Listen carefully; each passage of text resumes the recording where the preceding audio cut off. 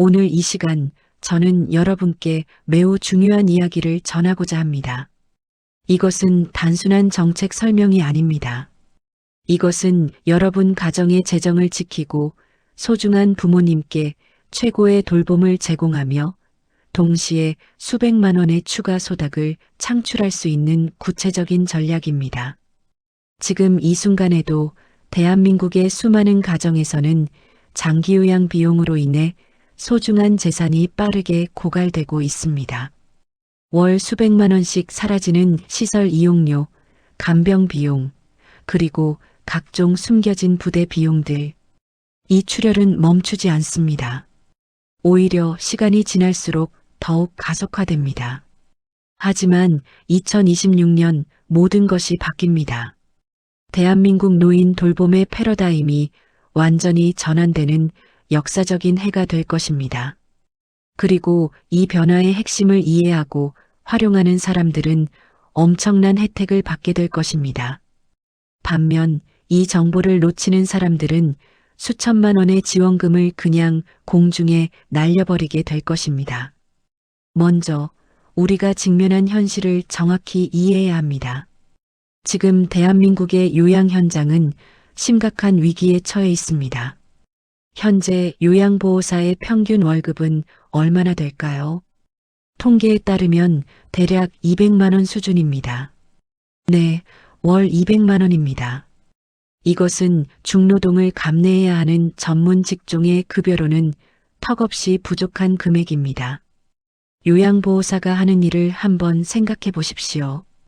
거동이 불편한 어르신의 식사, 목욕, 화장실 이용을 돕고 투약을 관리하며 정서적 지원까지 제공합니다.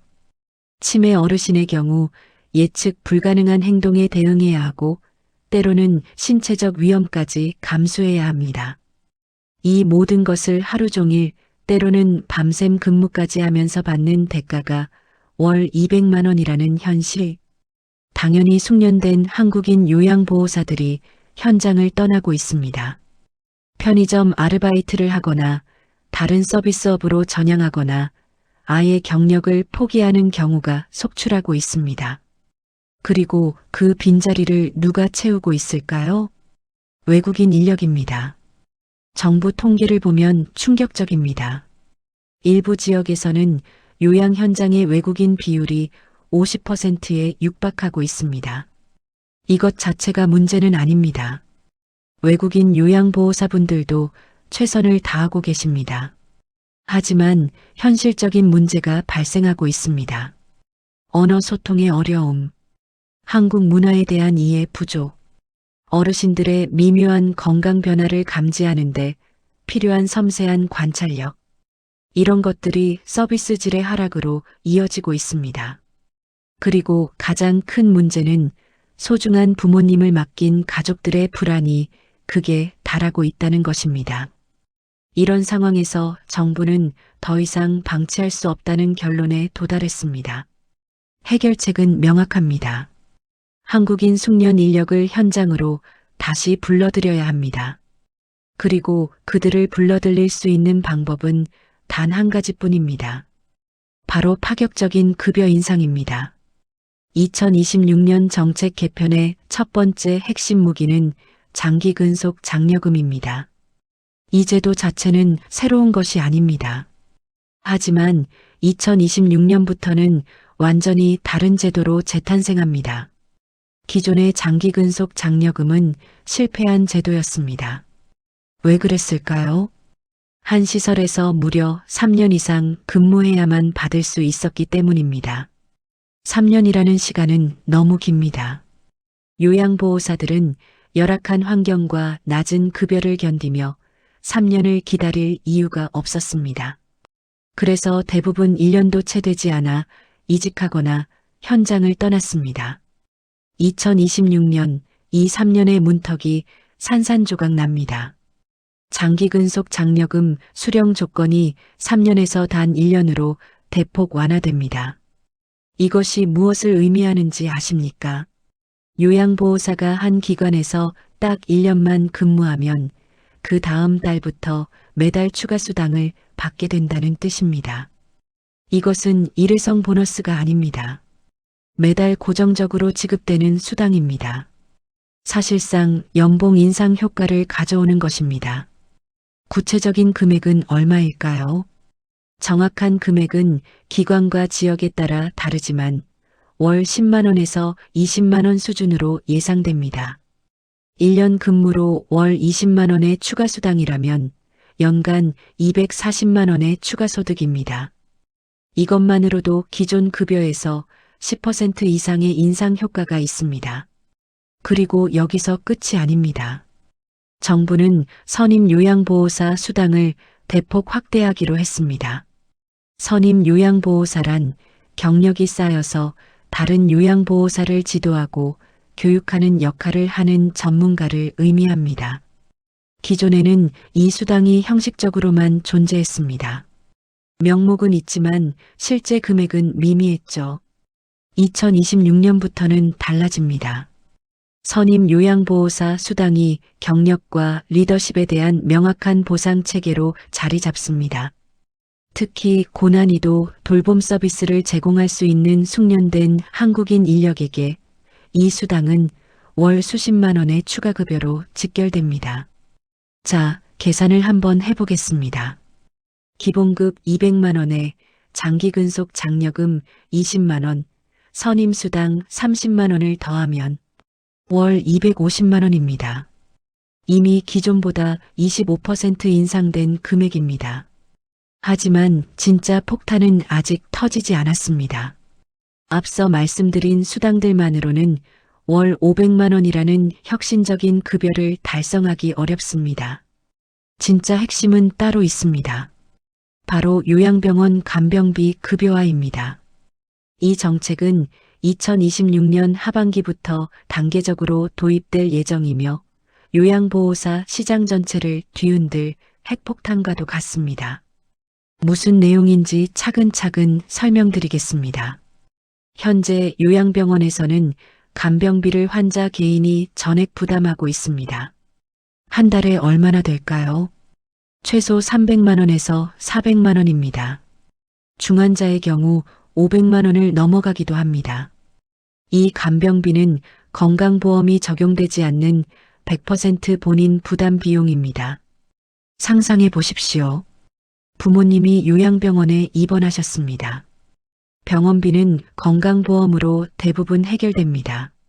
하지만 간병비 월 400만 원은 고스란히 가족이 부담해야 합니다.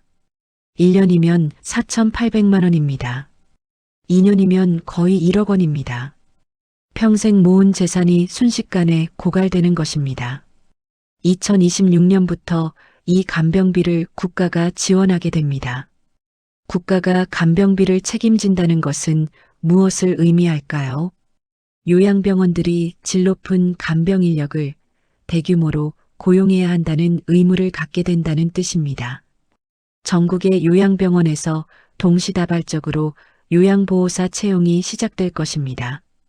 이로 인해 발생하는 고용 수요는 최소 수만 명 이상으로 추산됩니다. 그리고 이 대규모 인력 수요를 충족시키기 위해 정부와 병원들은 요양보호사에게 파격적인 조건을 제시할 수밖에 없습니다. 첫 번째, 8시간 3교대 근무제가 시행됩니다. 기존의 열악한 24시간 막교대 근무가 사라지고 병원 환경에 맞는 8시간 3교대 시스템이 정착됩니다. 이것은 노동 강도의 합리적 조정을 의미합니다.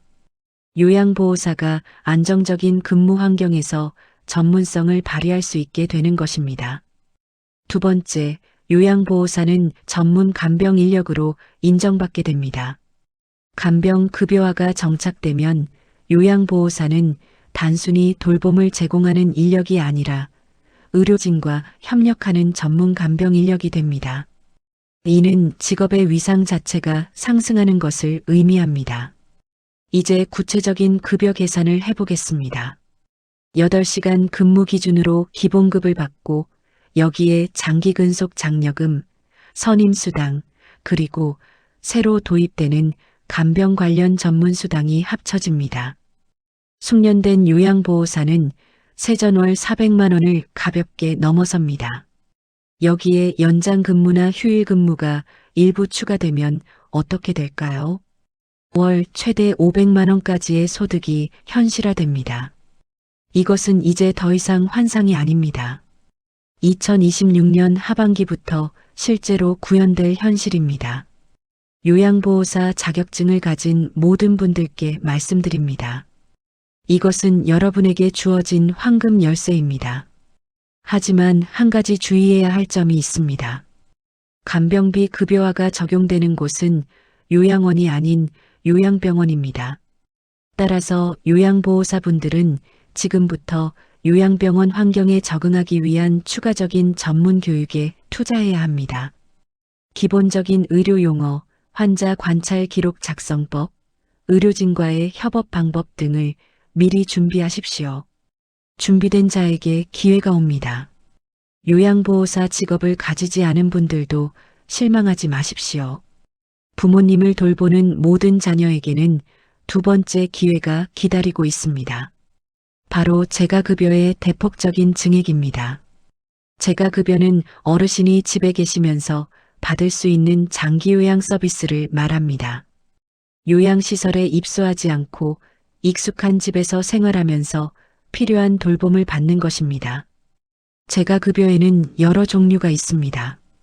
요양보호사가 집으로 방문하는 방문요양, 목욕 서비스를 제공하는 방문목욕, 간호사가 방문하는 방문간호, 낮 시간에 센터에서 돌봄을 받는 주야간 보호, 그리고 복지용구를 대여하는 서비스 등이 있습니다. 이런 서비스들을 이용할 수 있는 한도가 정해져 있습니다. 이것을 재가급여 한도액이라고 합니다. 등급에 따라 한도액이 다릅니다. 1등급이 가장 높고 5등급이 가장 낮습니다. 그런데 2026년 이 재가급여 한도액이 역사상 최대폭으로 증액됩니다. 등급별로 최소 20만 원 이상 증액되었습니다. 이것이 무엇을 의미하는지 구체적으로 설명드리겠습니다. 정부는 탈시설화 기조를 강화하고 있습니다. 어르신이 정든 집에서 가능한 오래 머무르면서 국가 지원을 받도록 유도하는 것입니다. 시설 입소는 최후의 수단으로 미루자는 것이죠. 이를 위해 2026년 장기요양수가, 즉 서비스 비용이 대대적으로 개편되었습니다. 가장 중요한 변화는 재가급여의 월 한도액이 등급별로 최소 20만 원 이상 증액되었다는 사실입니다. 예를 들어 장기요양 1등급 어르신의 경우를 봅시다. 기존 한도액에 비해 매달 20만 원 이상의 서비스 시간을 더 이용할 수 있게 되었다는 뜻입니다. 이 추가된 20만 원은 공중에 떠 있는 돈이 아닙니다. 이것은 부모님에게 매달 추가되는 현금 가치입니다. 이 증액된 한도를 통해 어떤 서비스를 받을 수 있을까요? 기존에 주 2회 받던 방문 요양을 주 3회로 늘릴 수 있습니다. 한 달에 한 번 받던 방문 목욕을 2회로 늘릴 수 있습니다. 주야간 보호센터 이용 시간을 늘릴 수도 있습니다. 하지만 가장 중요한 것은 바로 다음에 말씀드릴 새로운 서비스입니다. 가장 시급했던 문제가 해결됩니다. 바로 병원 동행 서비스의 제도권 진입입니다. 기존 요양보호사 서비스는 어르신의 일상생활 지원에 집중되어 있었습니다. 식사 준비, 목욕, 청소, 세탁 등이죠. 하지만 병원 진료는 제외되는 경우가 많았습니다. 요양보호사가 병원에 동행하는 것은 업무 범위가 아니라는 것이 일반적인 해석이었습니다. 이것이 얼마나 큰 문제였는지 아십니까? 치매나 거동이 불편한 어르신을 혼자 병원에 모시고 가는 것은 자녀들에게 엄청난 부담이었습니다. 시간적 부담도 크지만 육체적, 정신적 부담도 만만치 않습니다. 직장을 다니는 자녀의 경우 부모님 병원 진료를 위해 반차를 내야 했습니다. 한 달에 한두 번이면 괜찮지만 만성질환으로 매주 병원을 가야 한다면 직장 생활을 유지하기 어렵게 됩니다.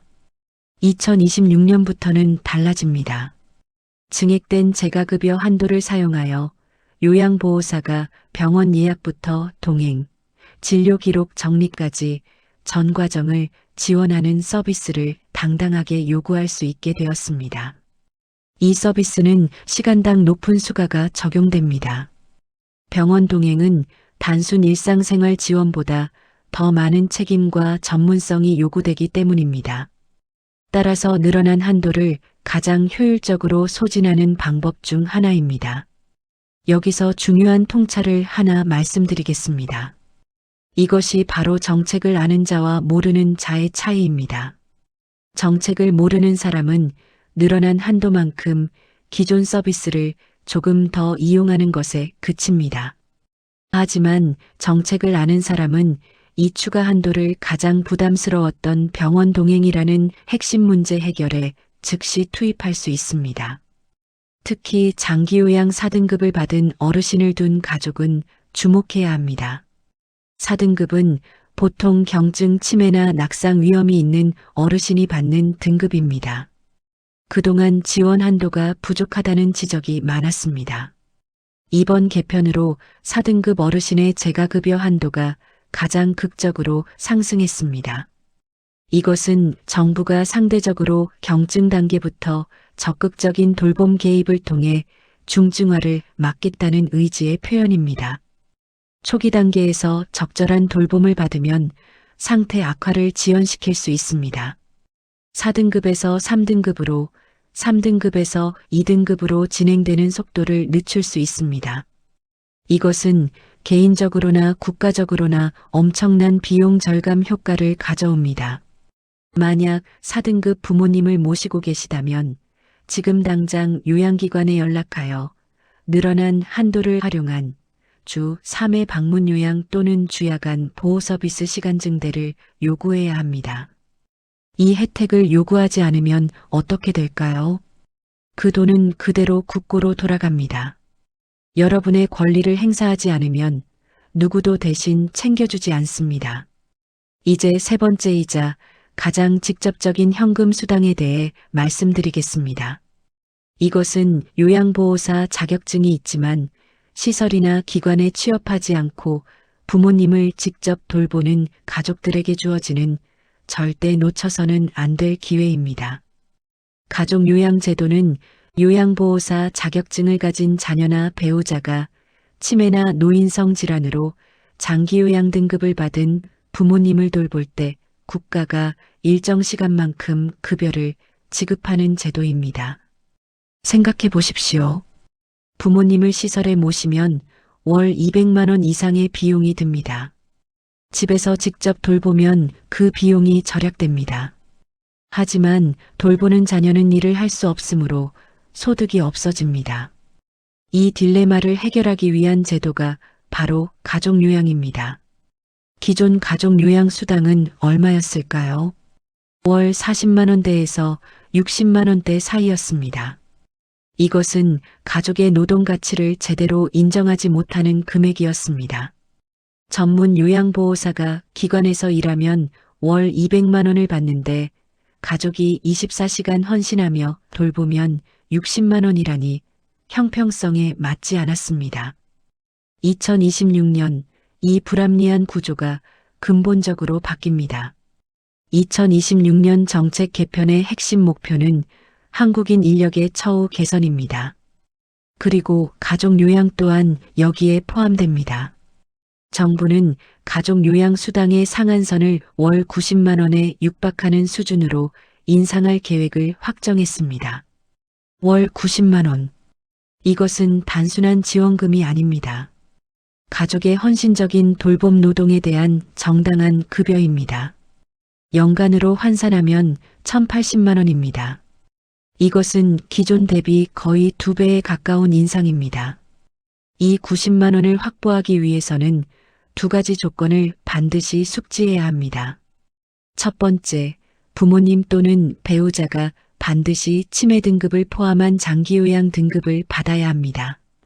특히 가족요양은 부양자의 육체적 부담이 높은 중증 1, 2등급이나 지속적인 주의가 필요한 치매 어르신 돌봄에 집중적으로 지원됩니다. 두 번째, 하루 최대 돌봄 시간과 횟수를 엄격히 준수해야 합니다. 가족 요양은 주 6일, 하루 일정 시간 이내에 제한된 시간으로 운영됩니다. 하지만 90만 원을 최고치로 받기 위해서는 이 규정 시간을 빠짐없이 그리고 정확하게 채워야 합니다. 여기서 가장 중요한 전략적 통찰을 말씀드리겠습니다. 만약 여러분이 요양보호사 자격증을 가지고 있고 직장을 다니지 않으며 부모님을 전담으로 돌보고 있다면 이 가족요양급여는 여러분의 소득원을 대체할 수 있는 가장 빠르고 확실한 현금 흐름이 됩니다. 이 현금 흐름은 부모님의 재산과는 별도로 국가에서 지급되는 지원금입니다. 부모님의 재산을 사용하는 것이 아니라 국가 예산으로 지급되는 것입니다. 따라서 부모님의 재산은 온전히 보전하면서 여러분은 월 90만 원의 수입을 얻게 되는 것입니다. 혹시 이런 의문을 가질 수 있습니다. 가족 요양 수당을 받으면 다른 외부 서비스를 포기해야 하는 것 아닌가? 그렇지 않습니다. 정책 개편은 가족 돌봄의 질을 높이기 위해 가족 요양 시간을 제외한 나머지 장기 요양 한도를 충분히 활용할 수 있도록 설계되었습니다. 예를 들어 설명하겠습니다. 여러분이 주중에 가족 요양으로 월 90만 원을 받고 있다고 합시다. 그러면 주말에는 어떻게 할까요? 증액된 재가급여 한도를 이용해 전문 요양기관의 방문 목욕 서비스나 주야간 보호센터 서비스를 추가로 이용할 수 있습니다. 이것이 바로 복지 시스템을 최적화하는 최종 단계입니다. 가족의 헌신에 대한 현금 보상과 전문기관의 서비스를 결합하여 부모님은 최고의 돌봄을 받고 가족은 최대의 재정적 이익을 얻는 것입니다. 이렇게 하면 여러분도 주말에는 휴식을 취할 수 있습니다. 24시간 365일 돌봄은 누구에게도 지속 가능하지 않습니다. 적절한 휴식과 외부 서비스의 도움을 받아야 장기적으로 질 높은 돌봄을 유지할 수 있습니다. 가족요양 월 90만 원과 재가급여 추가 서비스 최적의 돌봄 시스템입니다. 지금까지 2026년 장기요양제도 개편의 핵심 내용을 모두 말씀드렸습니다. 정보는 힘입니다. 복지는 아는 만큼 누릴 수 있습니다. 하지만 단순히 좋아졌네 하고 넘어가는 것은 수천만 원을 길바닥에 버리는 행위입니다. 지금 당장 구체적인 행동을 취해야 합니다. 요양보호사 자격증을 가진 분들, 특히 현재 현장에서 일하고 계신 분들께 말씀드립니다. 첫 번째, 지금 당장 경력 관리를 시작하십시오. 월 500만 원 시대는 숙련된 전문가에게만 열릴 것입니다. 간병비 급여화가 시행될 요양병원들은 단순 인력이 아닌 선임으로서 리더십을 발휘하고 전문 간병 교육을 이수한 요양보호사를 원합니다. 두 번째, 장기 근속 장려금의 문턱이나 잦은 지금이 기회입니다. 한 기관에서 1년 이상 경력을 쌓아 매달 추가 수당을 확보하는 전략을 즉시 실행하십시오. 이직을 고민하고 계셨다면 2026년 하반기까지는 현 직장을 유지하면서 새로운 제도의 혜택을 최대한 받으시기 바랍니다. 세 번째, 요양병원 환경에 대비한 교육을 받으십시오. 지역 보건소나 요양보호사 협회에서 제공하는 보수교육, 특히 요양병원 특화 교육을 우선적으로 수강하십시오. 기본적인 의료용어, 환자 상태 관찰 및 기록, 응급상황 대처법 등을 미리 익혀두면 2026년 하반기 대규모 채용 시 유리한 위치를 선점할 수 있습니다. 네 번째, 네트워크를 구축하십시오. 같은 현장에서 일하는 동료 요양보호사들과 정보를 공유하고 선배 요양보호사의 조언을 구하십시오. 요양병원에서 일하는 지인이 있다면 현장 분위기와 근무 환경에 대해 미리 알아보십시오. 장기요양 등급을 받으신 부모님을 모시고 계신 모든 자녀분들께 말씀드립니다. 첫 번째, 부모님의 재가급여 한도를 100% 요구하십시오. 매달 20만 원 이상이 추가되었습니다. 이 금액은 자동으로 서비스로 전환되지 않습니다. 여러분이 직접 요양기관에 연락하여 늘어난 한도만큼 새로운 서비스 이용을 당당하게 요구해야 합니다. 구체적으로 어떻게 해야 할까요? 현재 이용 중인 요양기관 담당자에게 전화하십시오. 2026년 재가급여 한도가 증액되었다고 들었습니다. 우리 부모님의 증액된 한도를 확인하고 병원 동행 서비스를 포함한 추가 서비스를 이용하고 싶습니다. 라고 말하십시오. 두 번째, 병원 동행 서비스를 최우선으로 활용하십시오. 부모님이 정기적으로 병원을 다니신다면 이제 요양보호사가 동행할 수 있습니다. 이것만으로도 여러분의 시간과 에너지를 엄청나게 절약할 수 있습니다. 세 번째, 부모님이 4등급이라면 특별히 더 주목하십시오. 4등급의 한도 증액폭이 가장 큽니다. 주 2회 방문 요양을 주 3, 4회로 늘리거나 주야간 보호센터 이용 시간을 확대하십시오. 초기 단계에서 적극적인 돌봄을 받으면 상태 악화를 늦출 수 있습니다. 네 번째, 서비스 이용 내역을 꼼꼼히 체크하십시오. 매달 청구서를 확인하고 실제 제공된 서비스와 일치하는지 점검하십시오. 혹시 모를 부당 청구나 누락된 서비스가 있는지 확인하는 것이 중요합니다.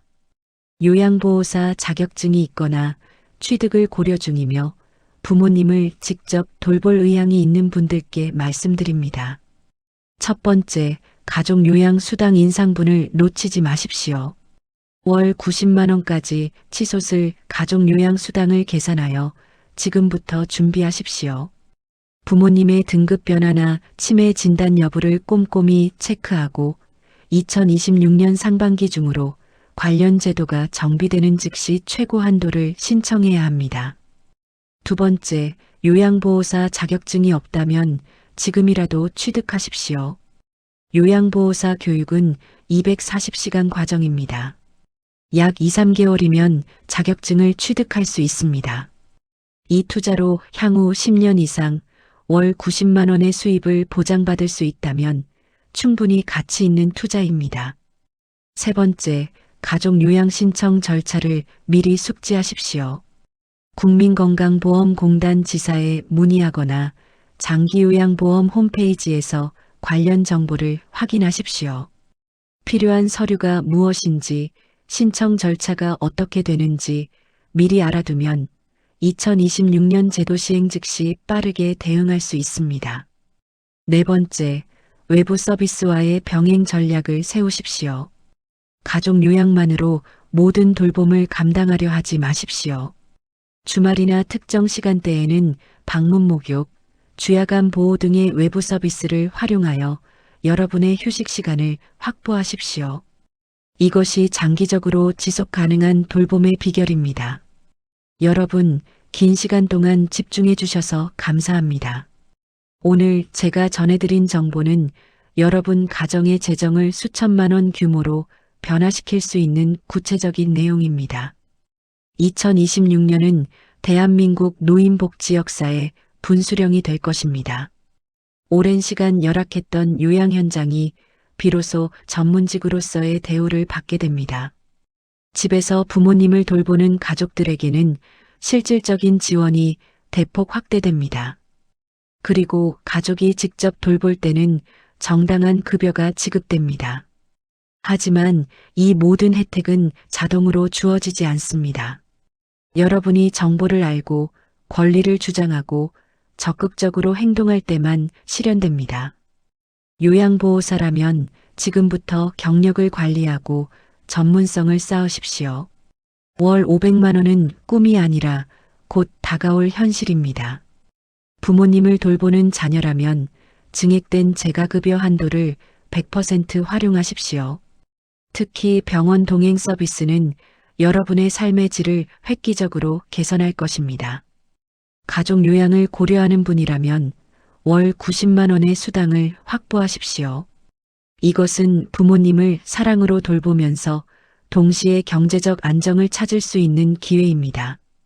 이 정보를 혼자만 알고 계시지 마십시오. 주변의 가족, 친구, 이웃에게 공유하십시오. 여러분의 공유가 누군가의 가정을 지킬 수 있습니다.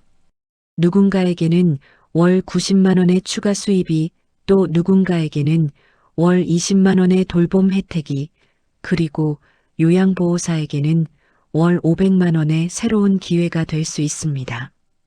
마지막으로 한 가지만 더 말씀드리겠습니다. 이 정책들이 완벽한 것은 아닙니다. 시행 과정에서 문제점이 드러날 수도 있고 보완이 필요한 부분도 있을 것입니다. 하지만 분명한 것은 이것이 지금까지 중 가장 큰 변화이며 올바른 방향으로의 진전이라는 것입니다. 우리는 이 변화를 주시하고 필요하다면 목소리를 내고 더 나은 방향으로 개선해 나가야 합니다. 복지 정책은 국민이 관심을 갖고 참여할 때 발전합니다. 여러분의 경험과 의견을 공유해 주십시오. 요양보호사급여가 월 500만 원까지 오르는 것이 현장 이탈 문제를 해결할 수 있는 유일한 답이라고 생각하십니까? 아니면 다른 보완책이 필요하다고 보십니까? 재가급여 증액이 실제로 서비스 질 향상으로 이어질까요? 가족 요양 수당 인상이 가족의 돌봄 부담을 덜어줄 수 있을까요? 이러한 질문들에 대한 답은 결국 현장에서 실제 돌봄을 경험하는 여러분으로부터 나올 것입니다. 우리 함께 이 정책의 허점과 맹점을 분석하고 더 나은 노인 복지 시스템을 만들어 갑시다. 긴 시간 경청해 주셔서 진심으로 감사드립니다. 여러분 모두의 가정에 평안이 깃들기를, 그리고 소중한 부모님께서 존엄하고 행복한 노년을 보내실 수 있기를 진심으로 기원합니다. 2026년 우리 함께 이 변화의 물결을 현명하게 타고 나갑시다. 감사합니다.